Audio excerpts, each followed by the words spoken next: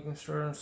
आज हम करेंगे एक्सरसाइज 13.1। लास्ट लेक्चर में मैं आपको इनवर्स ट्रिग्नोमेट्रिक फंक्शंस के बारे में बताया था। आज हम उसी को आगे कंटिन्यू करेंगे।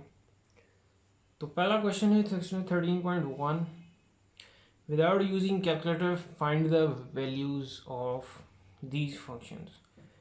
These are inverse functions. Sine inverse 1 find करना है हमने, ठीक है। अच्छा, अब इसमें जो है हमने साइन इनवर्स 1 की वैल्यू फाइंड करनी है। तो लेट्स स्टार्ट।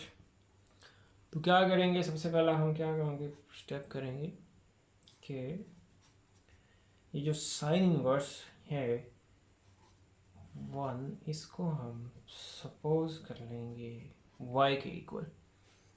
तो क्या करना है आपके पहला स्टेप, साइन इनवर्स 1 को y सपोज कर लिया।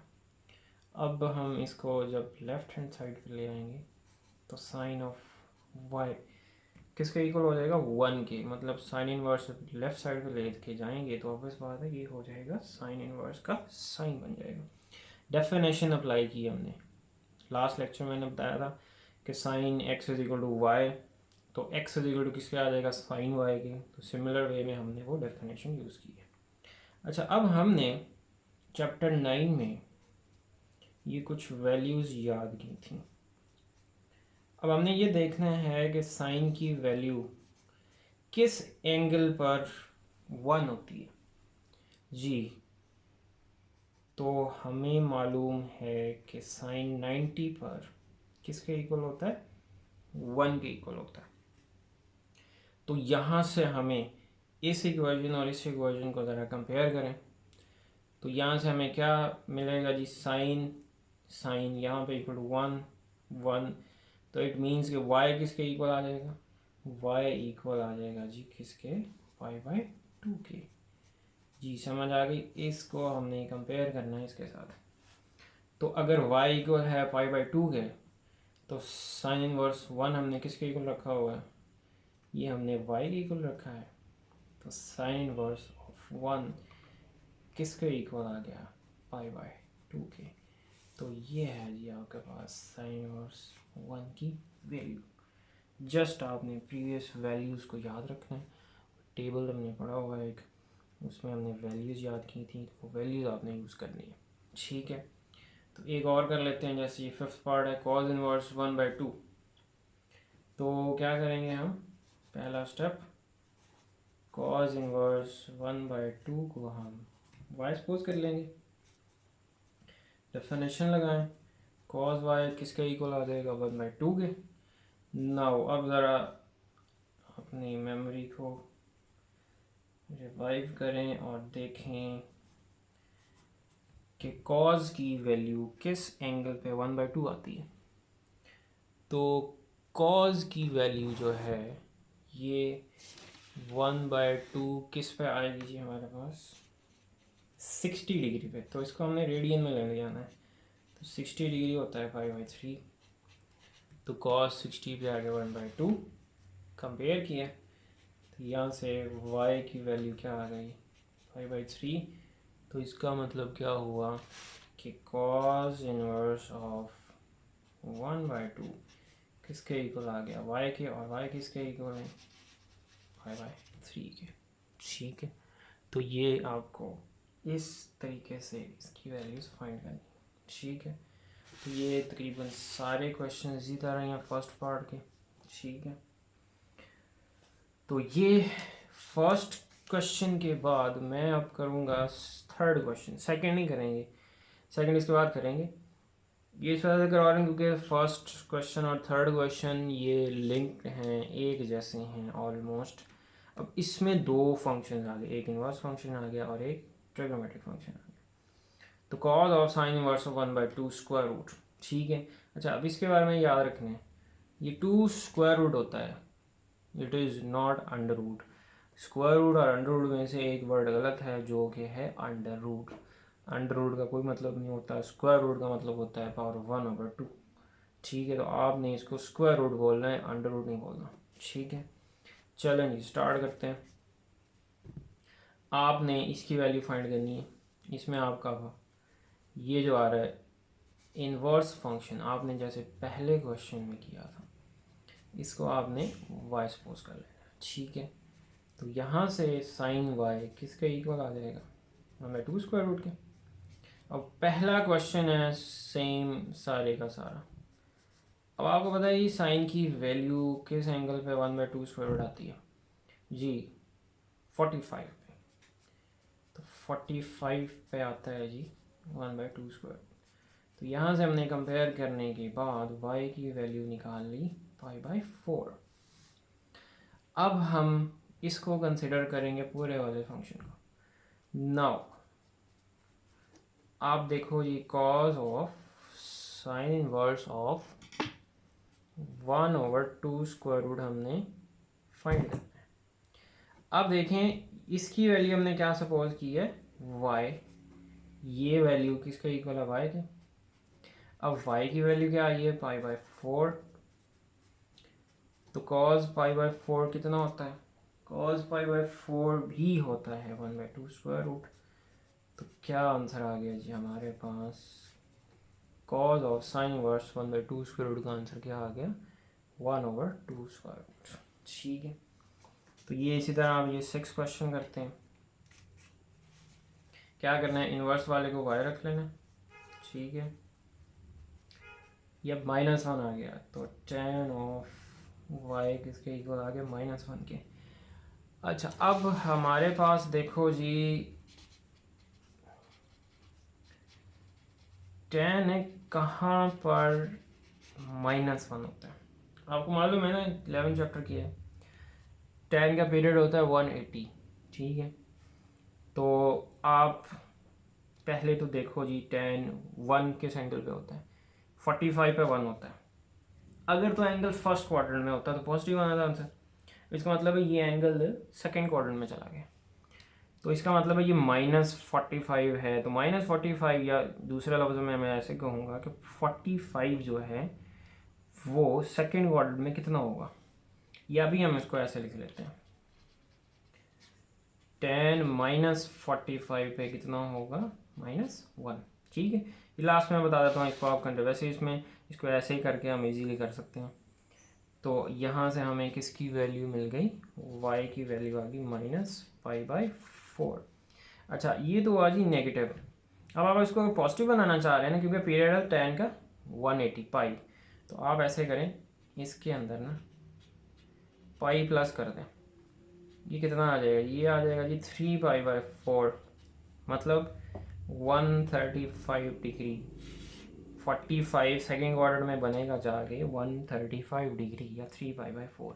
तो -π/4 ले लें या 3π/4 ले लें, दोनों का मतलब एक ही है। तो हम -π/4 लेके इसको आगे करते हैं। तो अब हम देखें जी y की वैल्यू निकाल ली, tan inverse of -1। tan inverse of -1 की वैल्यू हमने की है सपोज y की वैल्यू हमने फाइंड की है -π/4। तो नेगेटिव बाहर आ जाएगा, tan 45 पे 1 होता है, तो -1 इसका आंसर आ जाएगा। तो ये है जी आपके पास क्वेश्चन नंबर 3। तो जैसे फर्स्ट किया है वैसे ही क्वेश्चन नंबर 3 है, ठीक है। तो फर्स्ट और 3 सेम। अब ये जो है ना सेकंड क्वेश्चन, ये इम्पोर्टेंट है, ठीक है। अब इसमें ज़रा थोड़ा सा क्वेश्चन चेंज हो गया। tan इनवर्स 5/12 इक्वल प्रूफ करना है कि साइन इनवर्स 5/13 के। तो अब इसमें हमारे पास ना ही मैं इसकी कैलकुलेटर यहाँ पे हमने यूज़ करना है, हमने लॉजिकली इसको प्रूफ करना है, ठीक हो गया। इसमें हम सपोजिशन मेथड यूज़ करेंगे। अब इसमें आप क्या करो, या तो इसको y के इक्वल रख लो, या अल्फ़ा के इक्वल रख लो, या इसको अल्फ़ा के इक्वल रख लो। तो उसको हम सपोजिशन मेथड से सॉल्व करेंगे जैसे पहले किया था।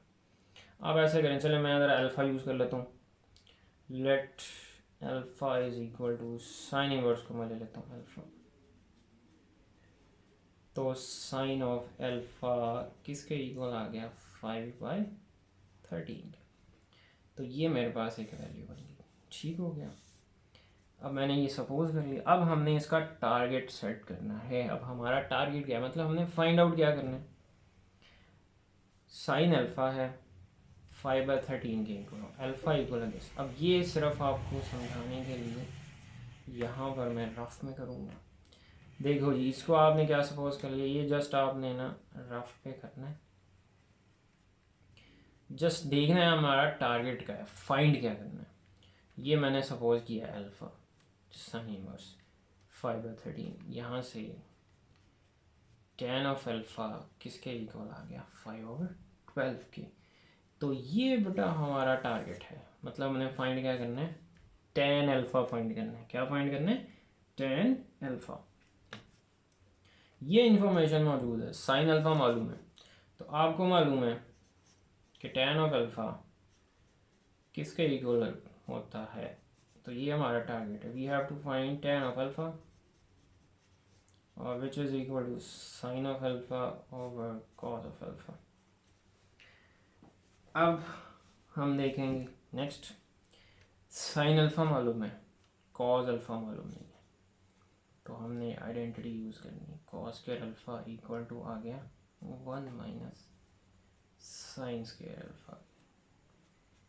आप इसको वो ट्रायंगल बना के भी यूज़ कर सकते हैं, फाइंड कर सकते हैं।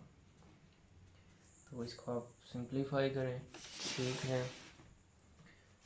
तो ये आपके पास सिंप्लीफिकेशन होने के बाद कॉस स्क्वायर अल्फ़ा इक्वल आ जाएगा 12/13 के। ये मैं स्क्वायर रूट ले लिया यहाँ पे। यहाँ पे मैंने इसकी पॉजिटिव वैल्यू कंसिडर करनी है, क्योंकि हम प्रिंसिपल साइन और प्रिंसिपल कोसाइन फंक्शन यूज़ करते हैं। अब हम चलते हैं नेक्स्ट स्टेप पे। अब नेक्स्ट स्टेप में क्या करना है आपने, नेक्स्ट स्टेप में आपका ये जो tan ऑफ अल्फ़ा है, साइन अल्फ़ा और कॉस अल्फ़ा, साइन की वैल्यू पुट कर दी 5/13 और इसकी वैल्यू पुट कर दी 12/13। तो tan ऑफ अल्फ़ा किसके इक्वल आ गया, 13 से कट गया, कैंसिल हो गया। तो अल्फ़ा इक्वल आ गया tan इनवर्स ऑफ 5/12। तो अब अल्फ़ा क्या सपोज किया हमने, sine inverse 5/13। So this is your proof that sine inverse of 5/13 is equal to tan inverse 5/12। तो यही हमने प्रूफ करना था, ठीक है। तो आई होप ये समझ आ गया होगा। एक बार रिवाइज कर देता हूँ।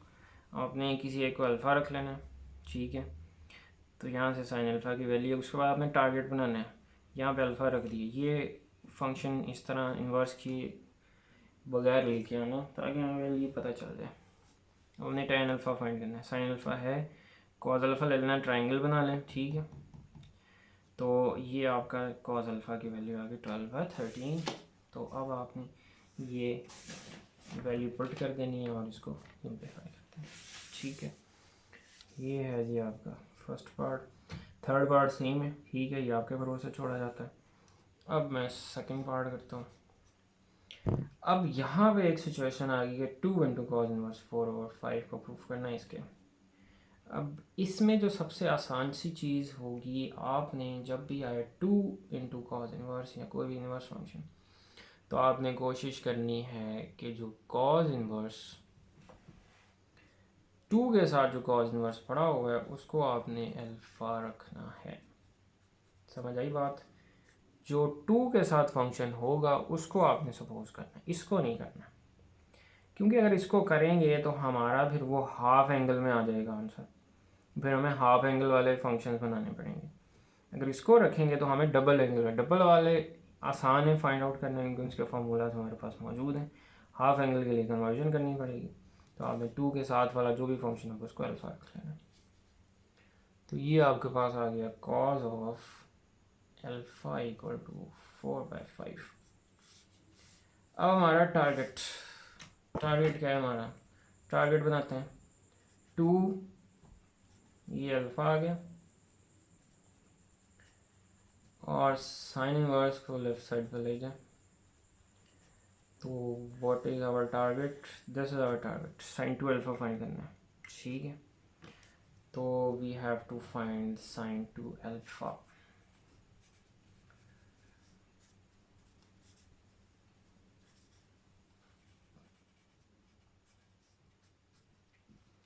ये होता है जी 2 साइन अल्फ़ा कॉस अल्फ़ा। अच्छा अब देखो जी, कॉस अल्फ़ा मालूम है, साइन मालूम नहीं है, तो sine square alpha equal to 1 minus cos square alpha. तो ये आ जाएगा जी 1/4 है कॉस की वैल्यू, तो 25/, तो इसकी वैल्यू आ गई 9/25, तो साइन अल्फ़ा की वैल्यू आ गई 3/5। अब ये वैल्यूज़ पुट करते हैं फॉर्मूला में। साइन 2 अल्फ़ा इक्वल है जी 2 साइन अल्फ़ा 3/5 4/5, तो ये बन गया 324/25। ठीक है, अब आप ये साइन को राइट साइड पर ले जाएं, तो अब यहाँ पे अल्फ़ा की वैल्यू पुट करते हैं 2 cos inverse 4/5। So this is our required answer। तो ये आपकी है जी एक्सरसाइज 13.1। तो बाकी अब आप लोग खुद ट्राई करें, अगर कोई क्वेश्चन समझ ना आए यू कैन आस्क मी। ठीक है, so this is today's lecture. Stay home, stay safe, अल्लाह हाफिज़।